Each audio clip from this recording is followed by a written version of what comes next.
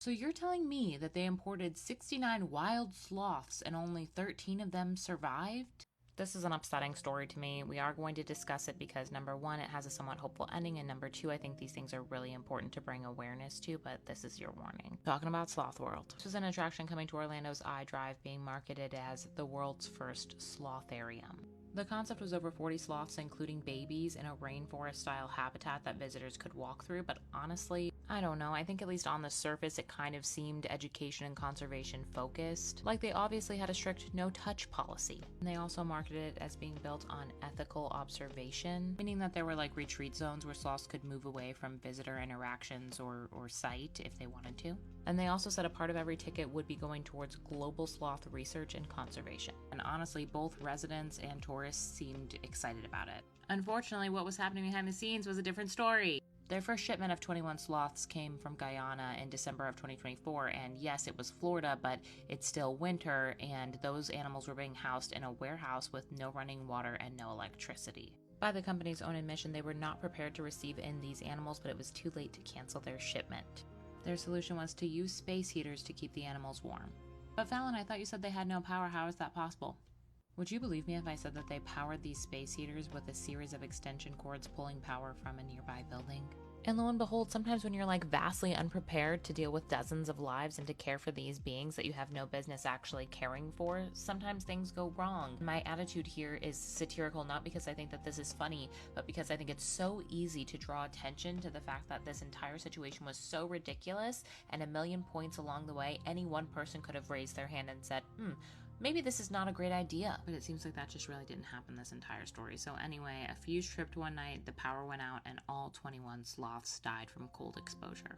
Okay, well that's like maybe a sign that we shouldn't be doing this, right? Wrong! They ordered 10 more sloths. These are all wild-caught animals, by the way, so that next shipment of 10 more came from Peru in February of 2025, and 2 of them arrived already deceased, unfortunately. The other 8 did not survive very long after arrival. Shocking. And there wasn't even another cold exposure issue to our knowledge, so this place really just did not have the means or the foresight to care for these animals. Because first of all, there was a virus ripping through the sloth population that they had. There was physical and mental stress from the arduous international transport that these animals had just endured.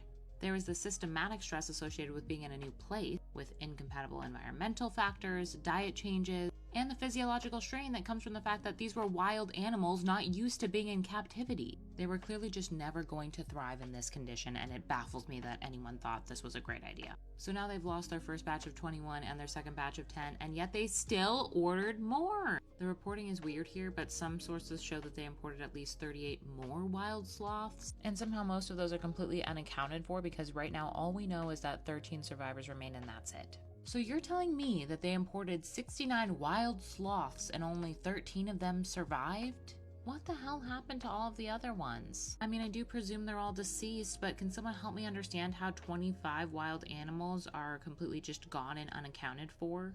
But here's the first bit of good news. Sloth World has filed for bankruptcy and they will no longer be opening their doors here in Orlando. And here's the second bit. The 13 surviving sloths were transferred to the Central Florida Zoo in Sanford. Now, they did arrive dehydrated, underweight, some of them in critical condition, some of them doing much better than others, but they are at least away from those people. At least they're with qualified professionals and a vet team that is able to provide round-the-clock care because some of them are literally getting status updates hour to hour to see if they pull through. You guys, the way that our zoo stepped up has been honestly incredible. I can't imagine the resources needed to take in 13 wild-caught animals, all in basically terrible condition with unknown medical histories that need round-the-clock care with little to no notice all at one time. They're amazing, so if this story resonates with you, I would say that the zoo is where your support and patronage and donations should go. They're deserving, and let this be a reminder that not all businesses are deserving of our money and our endorsement. These outlandish ideas designed to compete with the parks for the consumer dollar are not all winners. Please share this video. We're making a statement. We want other companies who think that they can come into Orlando and operate this way to understand that a lot of people will not be okay with it. We won't be supporting you, but on the other hand, if you do have time this weekend, maybe consider going to the zoo. If you do have the money, maybe consider making a donation. And in the meantime, if you love to keep up with all things Orlando, please consider following along.